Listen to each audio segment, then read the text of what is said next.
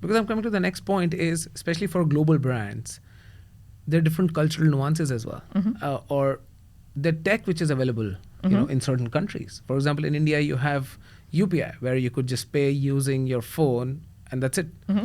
That option may not be available, let's say, in US or some other country. Likewise, US would have certain tech which probably not be available in Europe. So those are, I'm sure, are also the challenges that you have to figure out, that when you go roll out a campaign, roll out any tech to impact the customer experience. I'm sure it's crazy. Yeah, I mean, even when you think about US versus Europe versus Yeah. China, right? Right. China is its own completely different infrastructure Right. with the rules and regulations and privacy and protection and Different platforms. different platforms. It's a completely different model, and the consumer is completely different and honestly like much more advanced. Just with the way that they're shopping and they're interacting with brands and interacting with each other.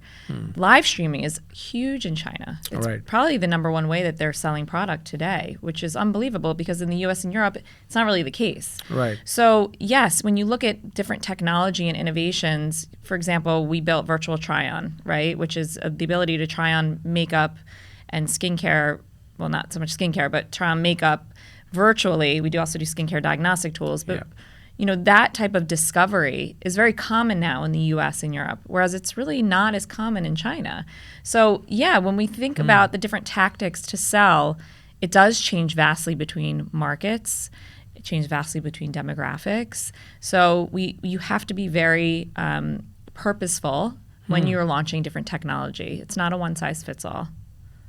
But is it easy? Not easy, but does it give an advantage to global brands that, for example, you've implemented something here, let's say virtual try-on, which may not be, very popular in China, but then you've implemented successfully here. Now you can just lift and shift, implement it there. Likewise, few things which work in China, you've implemented there, and then you lift and shift in Europe or US. You've already got the tech. You've already got, how to go about implementing it.